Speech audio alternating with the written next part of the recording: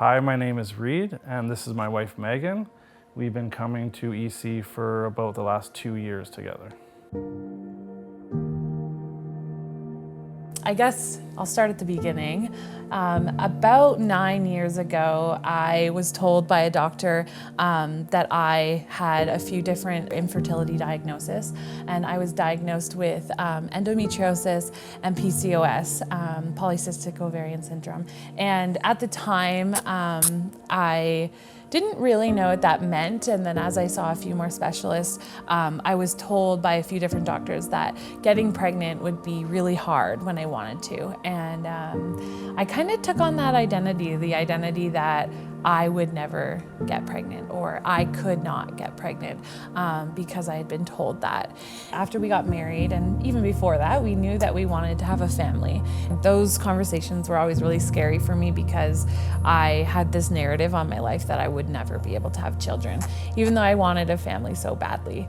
We were transferred to the fertility clinic here in Calgary, and at that appointment, at our initial appointment, they kind of confirmed those diagnoses, and they also confirmed that I had a low ovarian reserve, which added to the difficulty that we would be facing in our fertility journey.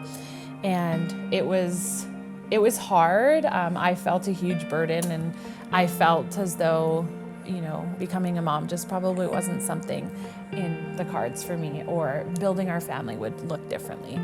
And we both just really started praying about it and asking God, and just really, asking Him to give us wisdom on where to go next, what decisions to make. It happened to be walking into Revival Week starting at church, and I mean, the beginning of that week, I didn't even really have a definite what I was asking of God.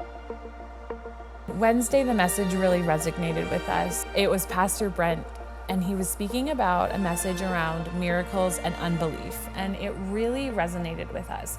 He was talking about how if you love Jesus and follow Jesus, and you believe in Him, you need to believe in all of it. You need to believe in the stories of Jesus walking on water. You need to believe in Daniel in the lion's den. You need to believe in Jonah in the whales. You need to believe in all the miracles He has done if you believe in Him. And it really shifted and I think challenged us because we believe in Jesus, we love Jesus, and we believe those stories.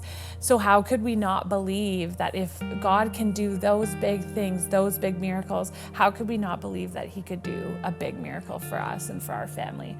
And I felt really convicted because it was in that kind of moment that I realized that I was living in this unbelief that I couldn't have a baby.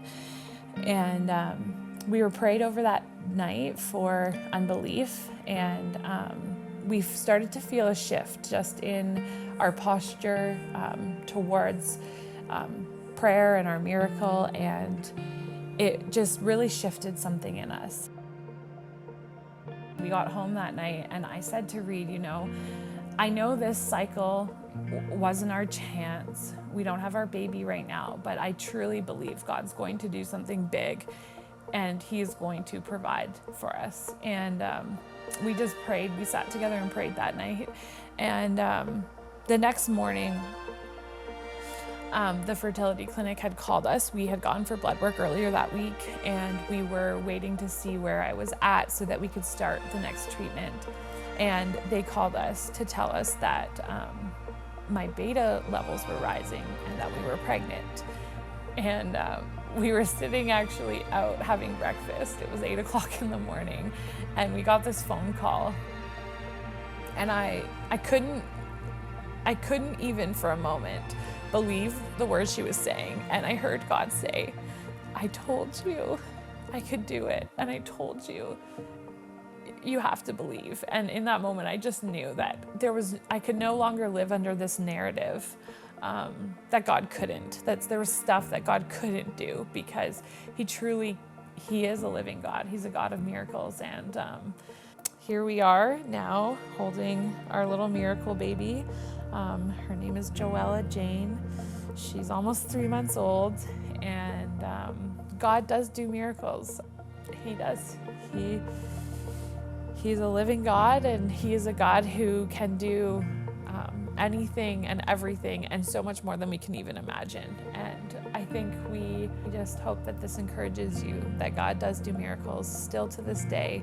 And we're just so grateful for this little one.